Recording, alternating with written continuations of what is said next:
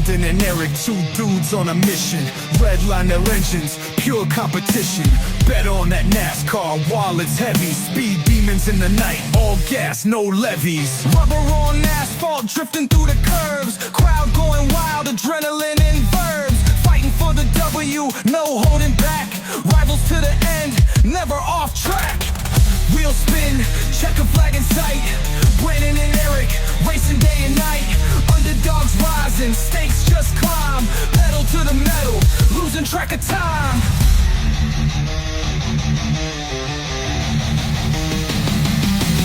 Late night garages, dreams from the grease. Sweat and ambition, peace never at ease. Engines roar louder than their heartbeat. Victory lane, the only deceit. Headlights flash, blur under the stars. Some see competition, they see cars. Best placed high, fortunes on the line. Friends or foes in this moment in time. Crowd holds breath, finish line approach. Adrenaline spikes, no room for coach. Erik behind the wheel, Brandon in the lead. Destiny defined by that fierce speed.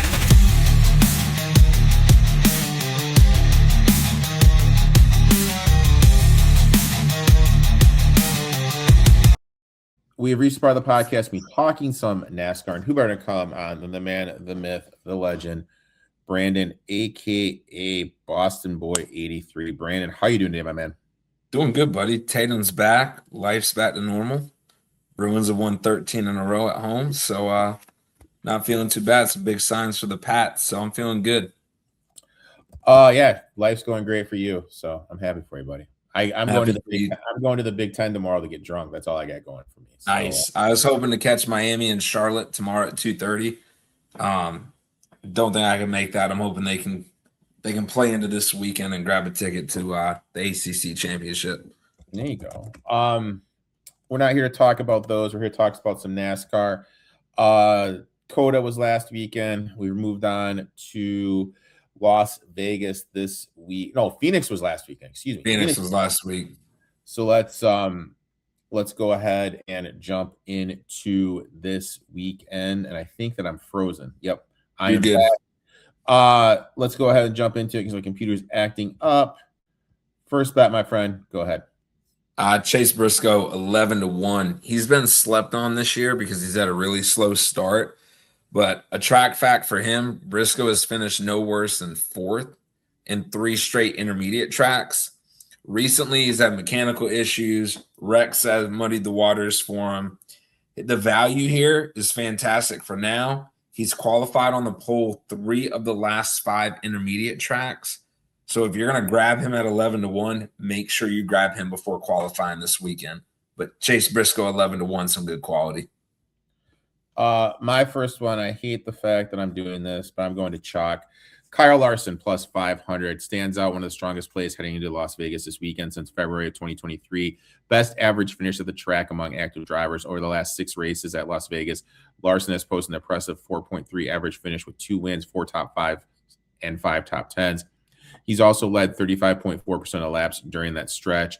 And his worst finish in that time frame is only 11th. Las Vegas is a classic intermediate track, and that's another area where Larson has consistently excelled over the intermediate track since February of 2023.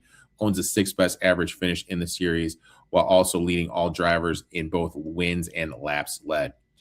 His overall history at Las Vegas backs up as well. He has 3 career victories here, including wins in the recent seasons. He's consistently been one of the fastest cars on the track since joining Hendricks Motorsports. He's frequently controlled races at the venue, leading large portion of laps, collecting stage wins, and posting some of the highest driver ratings in the field. And when you look at his current form, it can only strengthen his case. Larson opened the 2026 season with a 3rd place finish at Phoenix, 6th place at COTA. The speed is clearly here, but the win has yet to come. For many bettors and analysis, Las Vegas feels like the perfect spot for him to break through, given his dominance at the track and his history at this track type. So I'll take Kyle Larson here at plus 500. Next bet, my friend, and we are on the same one here. I'm going back to Chastain. I don't want to take I did not go into track history here. But he's supposed to have a good race at Phoenix, was running well until Logano dumped him. All the broadcasts defended Logano. Don't know why he doesn't let off the gas to stop turning him. I blame Logano. I have a history with Logano. Don't like Logano. Going to blame Logano. Chastain got wrecked due to Logano, period. Chastain's going to come back out this week at an intermediate track that he is good at. 20-1 odds for the number one Chastain is really, really high. We're normally grabbing him at 11, 12, maybe 16. I'm grabbing him at 20-1 to pull it off in Las Vegas. I like him after a bad week in Phoenix due to getting wrecked by the bald-headed man. I'm going to Chastain here.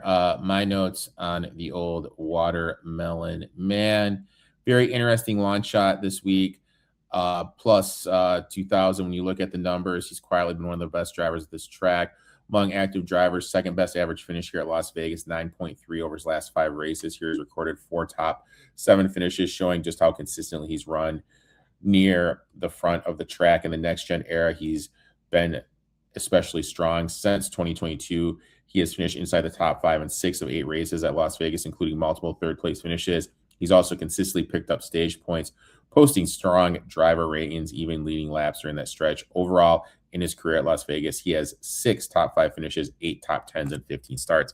Las Vegas is a classic 1.5-mile intermediate track, and that's the type of track where Chastain has performed well recently. Since February of 2023, ranks 7th in average finish on intermediate tracks, also tied for the second most wins during that span.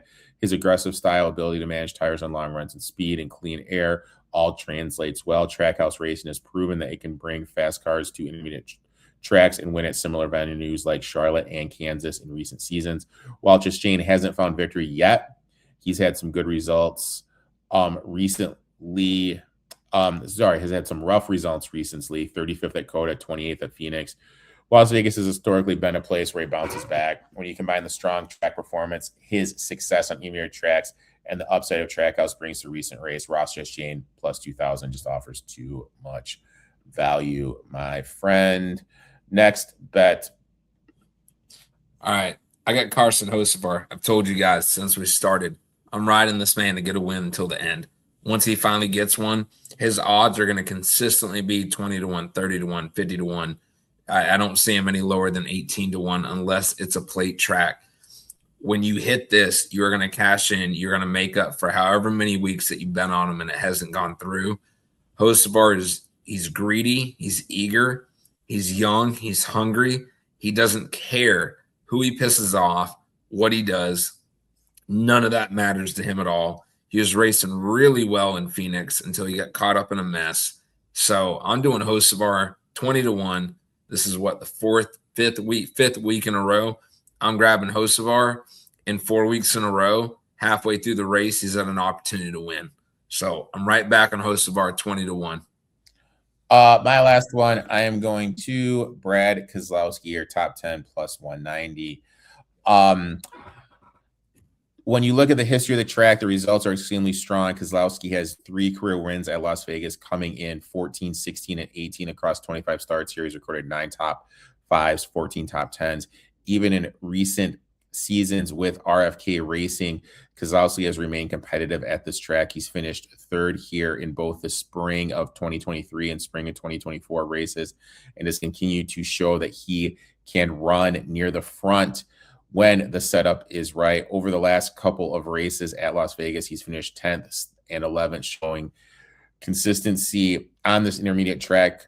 He consistently does well. He's been known for very strong long runs, managing tires effectively, positioning himself well as the race unfolds.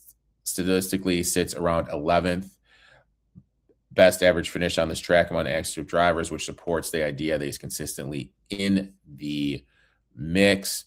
Also, there's optimism when you look at RFK's racing the whole. The team has showed improvement and speed on intermediate tracks recently. And this being the first true intermediate of the 2026 season brings up some setups they've worked on throughout the offseason. Keselowski's veteran experience also tends to help him stay out of trouble. Put it together, the combination of strong track history, solid recent results here, and improving track performance makes Brad Keselowski at plus 190 for a top 10 a very attractive price to me. Last bet, my friend. Where are you going? We're talking top 10s. Everybody's going to be shocked here. I'm doing Danny Suarez plus 350. This top 10 bet stood out to me really quick. He suffered a disappointing 20th-place finish here in the fall, but the 2 previous races, he had back-to-back top 3 finishes with a 2nd-place finish in the spring. Suarez has been top 20 in all 8 next-gen races here.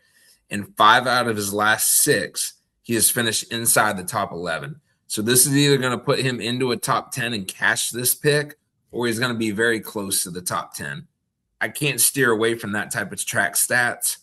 I'm doing Danny Suarez plus 350. I know people are looking at him saying he drives a 7 car at Spire Motorsports.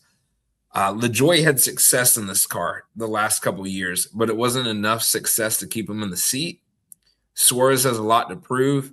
If he doesn't have, let's call it a mediocre season this year, he will not have a seat next year. So I feel multiple top 10s is what he's going to be looking for. Him looking to win a race is going to be difficult unless it is a super speedway. But he's going to be doing everything he can to lock up a contract for the years to come. Suarez at a track that he's consistently been in the top 10 for the last 5 races. I'm taking Suarez at plus 350. I like it. I like it. Brandon, I'd like to thank you for taking time out of your schedule, coming on, talking a little NASCAR. Why don't you tell everyone where they can find you? Plus, word on the street says you're going to start selling cards and everything. Why don't you tell everyone about that, my friend?